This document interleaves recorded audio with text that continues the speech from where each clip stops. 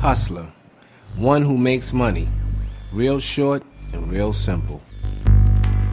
When you respect the game, you respect all that comes with it. Extortion, bank robbery, and hustlers. But gangster is a little bit of all. Those that take it from the ones that make it. And when it came down to making it, Flukey Stokes was that nigga, hands down, or cards up. Just depending on what side of the table you was on. I don't even know what drugs look like. I never used them or deal. I don't even drink.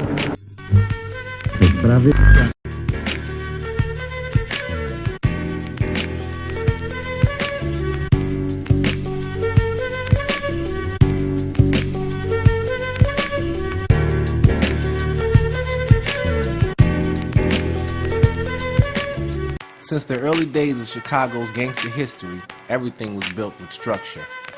Some would argue that this was instituted by the mafia, notorious, organized, and involved in any and everything that involved money.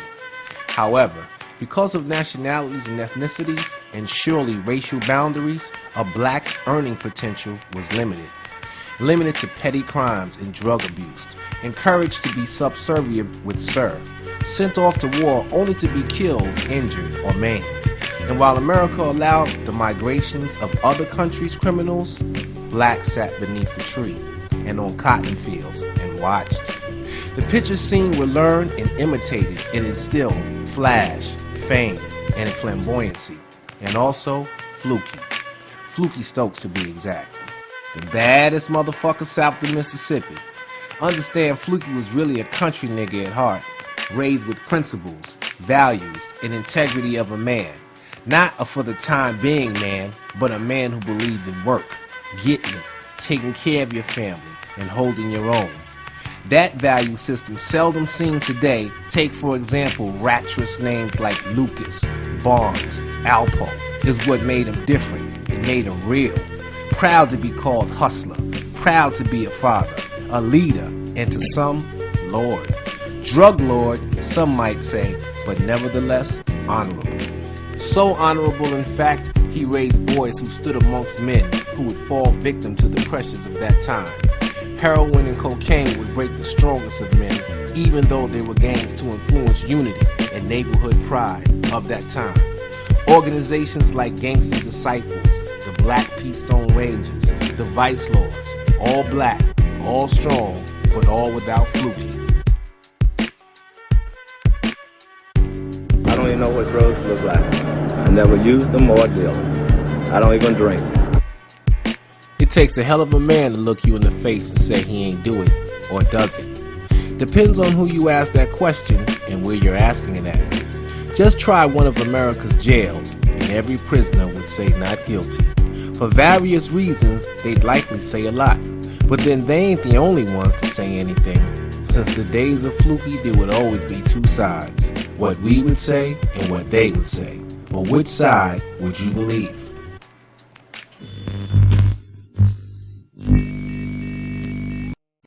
Willie Flukey Stokes was a chameleon of sorts. To many, he was like a Robin Hood, giving to the poor. To the police, he was nothing more than a drug-dealing gangster who would stop at nothing, even murder, to protect his empire. Flukey Stokes' violent death was consistent with a life full of corruption, dope dealing, and murder. Flukey wanted people to believe his diamonds, cars, and cash came from Lady Luck. I'm a gambler. I shoot pool, dice. Maybe in the beginning, but 9 years ago, he traded in his dice and cards for cocaine and heroin. And Willie Flukey Stokes built a drug empire that left nothing to chance. Unit 5 has learned that Flukey's drug empire was making more money than anyone ever imagined. Authorities now believe his empire was grossing $1 million a week. That's more than $50 million a year. Confidential federal drug enforcement documents obtained by Unit 5 reveal how big Flukey's organization was. Flukey was trying to hire hitman James Allen as an enforcer to protect his drug organization. At that time, according to DEA documents, Flukey showed him 22 kilos of heroin worth more than $60 million. That was at just one stash house. Flukey had an endless supply of cocaine and heroin, and he established a drug messenger service consisting of 30 to 50 runners who could deliver his drugs anywhere in the city 24 hours a day. His runners were equipped with beepers like this one on Gordon Battle's attaché case. Unit 5 has learned that Flukey gave his runners only 2 ounces of dope at any time. Flukey limited the amount of dope he had on the street for a number of reasons. First, he could limit his losses if any of his runners got caught by the police, and he could keep better track of his dope supply if he gave everyone the same amount. And finally, he wouldn't give anyone any more dope until they paid for the dope they already sold. Flukey never handled the dope, he handled the money. And this man, Earl Wilson, started giving drug investigators an idea of just how much money Flukey was making and how much dope he was pushing on the streets. Wilson became an undercover operative for the police, and he documented 6 weeks of Flukey's activities. Here at 121 East 47th Street, Flukey set up office and counted his dope money, which was brought to him in gym bags, briefcases, and paper sacks. For example, Unit 5 has learned that on October 23rd, he counted as much as $200,000.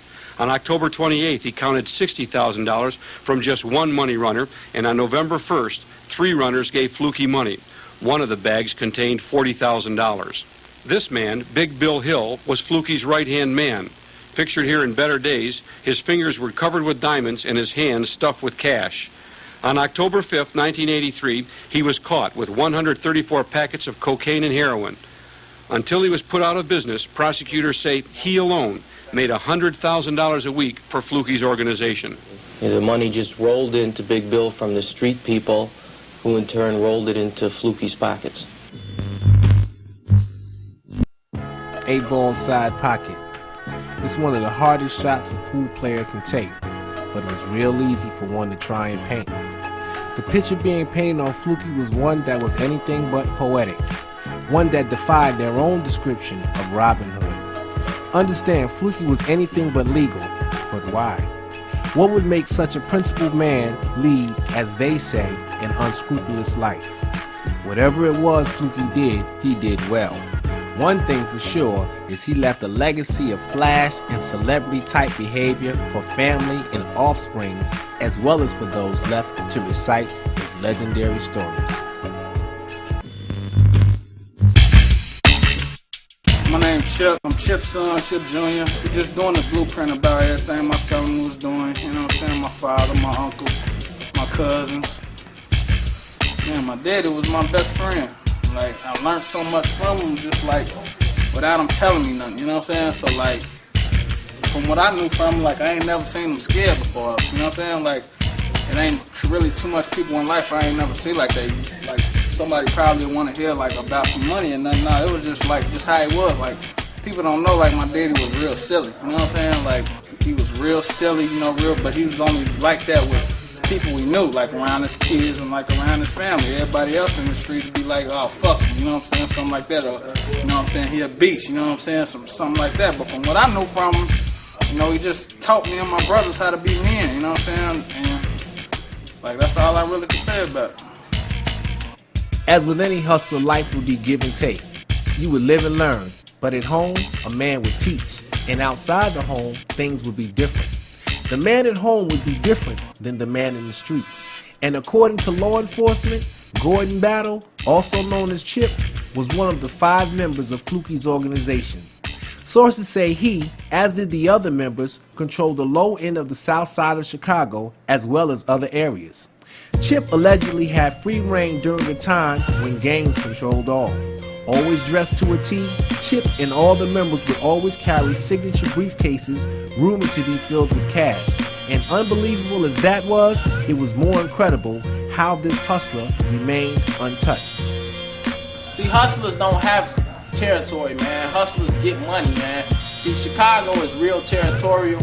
It's real gang-bang oriented, and, you know, certain niggas was getting money with certain niggas because they only could get money with certain niggas because of whatever organization they was from. But what made them so slick, they didn't claim to be a part of no organization, even though they did have gang ties, so that enabled them to get money with whoever, you know what I'm saying, like wherever, with whoever, from the richest white motherfuckers to the grimiest street motherfuckers, didn't matter what side of town. So all that territorial shit really wasn't no territory. Niggas just had spots where they got money at, you know what I'm saying? It was just, that was basically it. With Chicago being one of the most segregated cities in the country, having your own spot meant you had special characteristics. qualities known not to squares, but to those who could move around. There was Big Bill, Flukey's advisor and elder who could move a pair of dice as nice as the sway of a pretty woman's ass. And then there was Chip, father to Chachi and Chip Jr., the mover who would shake shit up, serious about his business, checking chumps, keeping them in line. Then there was Grass, Chip's sibling, who some say had a rivalry simply because of the closeness in age. And last but not least, Willie, as in Willie the Wimp, small as Popeye but strong as the center shit from a diarrhea-ridden dog. Together there would be an alliance none could break, and they would be bearers of their special bond. They would hail Flukey as king, and as king, there would be competition from none. Flukey would try to eliminate his competition any way he had to. On the street, it might mean murder. In the police department, it meant bribes. On May 26, 1984, at a barbershop on the south side, Leroy Dixon was gunned down, shot in the head. He tried to move in on Flukey's drug turf. Last January on Merrill Street, Lavert Handy made the same mistake. He wanted to sell dope in Flukey's area. He ended up with a shotgun blast in the back of his head. On July 30th, in this parking lot, Anthony Brown was killed. He made the fatal mistake of robbing one of Flukey's runners and then refusing to return the money. For that, he was shot through the heart. Police say the man behind these murders was Willie Flukey Stokes. He was trying to protect his multi-million-dollar drug empire, so he simply had his competition eliminated, according to police. James Delaney is commander of Area 1. We think he'd do anything to protect his empire. We think that he made his money dealing in drugs. We think he protected his interests any way he had to, and if it led to murder, so be it. Flukey's criminal record spans a quarter century, arrested more than 60 times. Charges range from drug violations to murder. But since 1978, Flukey's life in crime seemed to come to a halt, even though his drug business was more profitable than ever. Unit 5 has learned while some police officers were working hard trying to put Flukey behind bars, others were on his payroll, secretly feeding him police reports and other inside information. It was after the funeral of Flukey's son, Willie the Wimp, that police got the surprising news. Flukey's informers penetrated the police department's detective division at Area 1. Stokes had been stopped by Las Vegas police while on a gambling junket at Caesar's Palace. He was caught with Chicago police mugshots of the suspects in his son's murder. Police tell Unit 5 it was not uncommon for Flukey to have stacks of confidential police reports. On raids or when search warrants were executed in the past, it would not be unusual to find police reports in Flukey's possession. Did that surprise you as a prosecutor? Well, Flukey would have no real good reason to have police reports unless he's trying to take care of his people. Drug investigators from the Cook County State's Attorney's Office, through an undercover informant, learned that Flukey had a lot of friends on the police department. Flukey would often spot police officers on the street and tell his bodyguards not to worry because, quote, they're my friends. Flukey suggested that if the police department had special details working late at night, he knew when they were out, where they were working, and who they were. Knowing that kind of information enabled Flukey to stay away from the police and to keep his empire operating without interference. He attempted to pay off police officers for police reports and we believe other things. We believe he was making an attempt to own the entire Chicago Police Department. Flukey, according to authorities and newspaper reports, was out of control. Out of order, some might say, but in his world, being out of order meant being in control. And what better thing to do than control the police? What better bullet to bust than that of a cop? That mentality was common, but the actual act was rare, as was Flukey. And although rare indeed, Flukey wouldn't be rare enough to escape the turmoil mounting. Authorities was on his back, he had open cases, and enforcing his area meant rivals had to die. A lot of shit came with the game for Flukey, but not even he was prepared for what was about to come. What was about to come would be something not to be outdone till this day in Chicago, or anywhere else for that matter. Flukey's son Willie would be killed, and with death, the world would be his stage. What I know happened was he was on 79th at the hotel. Lil Willie always stayed at hotels. He ain't had to, but he did. Lil Willie probably was about the littlest nigga you could ever imagine. I'm saying? He probably about 5'3", 100, a buck 20, buck 25 wet. But he always kept a pistol on him. So supposedly he had a broad up in the hotel. Some niggas ran up on him at night up at the hotel on 79th and shot him. And you know, he was on life support for about a week, and they decided to take him off.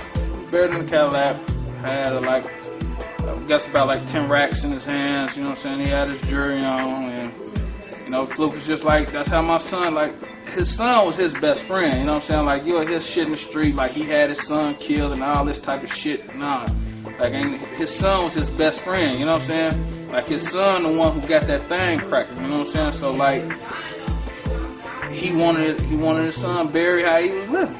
So, you know what I'm saying? So, the folklore and all that just go along with it. It was just him wanting his son buried how he was living. And he drove a Cadillac every day, you know what I'm saying? $10,000 in his pocket wasn't nothing, you know what I'm saying? The little jury, that's how they was living back then. Get it how you live. A live nigga street term used today, but back then, it was incredible. A Cadillac coffin was unheard of and sent shockwaves in the underworld and in mainstream. And when life or death made that much noise, you could almost bet there would be more. Flukey had managed to get through some tough times. From a small-time gambler to a major figure was a street accomplishment that would compare to a corporate CEO. But with the death of his son, he started to change. Life for Flukey wasn't the same. Yeah, he was still associated with celebrities and athletes, but his soul was empty. And that emptiness led him to slipping. His vision was cloudy, and in the streets, a nigga needed to see. And see Flukey, someone did, with automatic weapons that would kill him and his driver. Flukey had got caught with his pants down.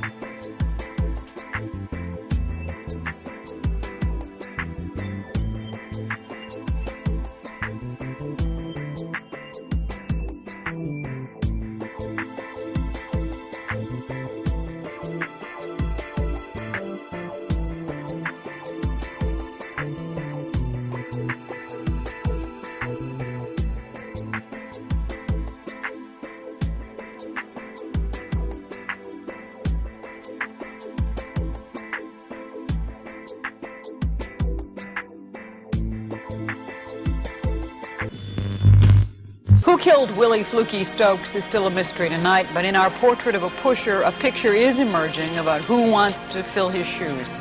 Grass and my daddy was best friends.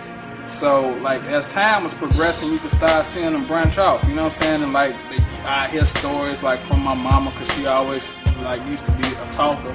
And she'll be, like, just telling us or talking to her friends, telling us what was going on, like, they was just getting into it. I don't know if it was money or, you know what I'm saying? A lot of things happened, a lot of words was exchanged, you know, family members was involved.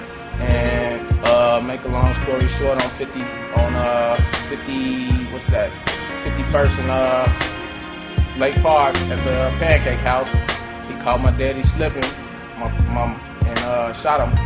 My father died getting rushed to the hospital.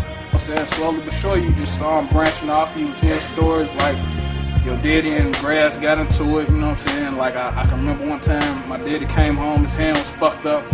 They had robbed him behind a Woolworth down here in Hyde Park. They had him back there.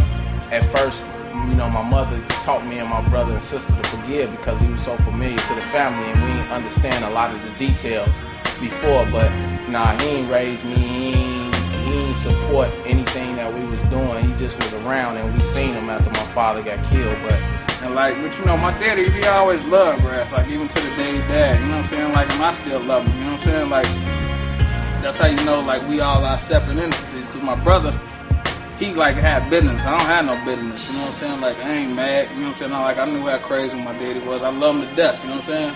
But, like, me being mad at Grass ain't finna bring my daddy back, you know what I'm saying? And can't nobody tell me about these streets like all, you know what I'm saying? Like, I gotta look at him in his eyes every day. And I see life kicking his ass every day, you know what I'm saying? What doesn't kill you can only make you stronger. And Chip would never get a chance to be strong again. The strength that Flukey gave him, gone. The strength that he showed his sons, that too was gone. What was left was a legacy less the very men that built it. Jealousy played a part, as did fear. Greed also showed its face, only to be mirrored in the face of others. As you see, only the names change, but as strange as it seems, the same times remain. Unit 5 has learned exclusively that police are concerned about a possible drug war because 3 different big-time dealers would like to take over where Flukey left off. When Willie Flukey Stokes was buried, the head of the largest single independent drug operation in Chicago history was laid to rest.